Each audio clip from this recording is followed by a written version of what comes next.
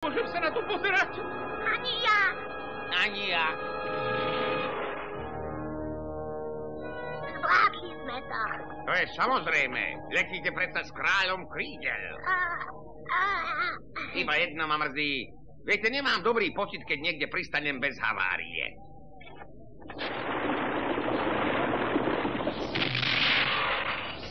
Už je to dobré.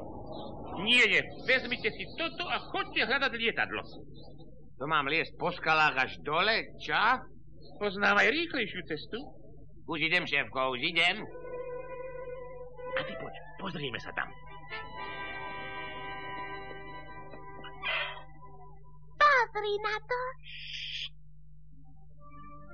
Nuž vzdajme hold nášmu slnku, ktoré žehná svojim deťom a zlatej minci svojmu odrazu. Slnko, zlato, slnko, zlato, slnko, zlato. Pozri, stricha, Trečkraš. Je presne ako tvoja. Tak to si musím odfotiť. Donald, nie. Votrelci! Zmyslíme. V mene zlatej mince prikazujem vám, chyťte ich! Nech to šlak trafí, sme v pasci. Len poďte, uvidíte, že Macduck nepredá svoju kožu lacno.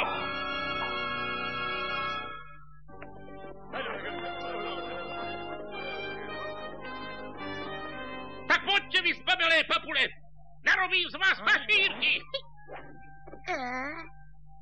Donald.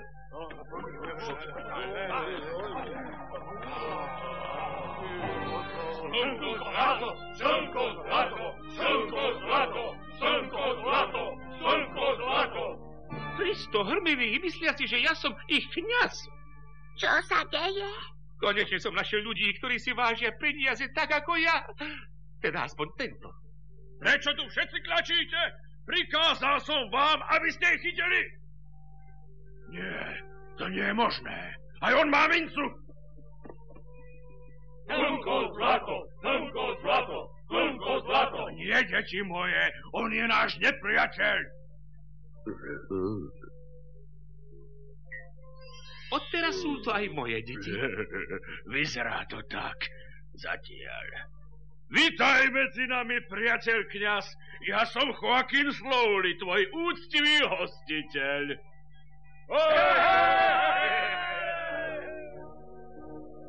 Ale čo?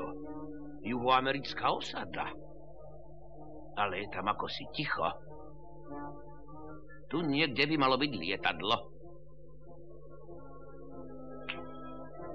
Presne tak.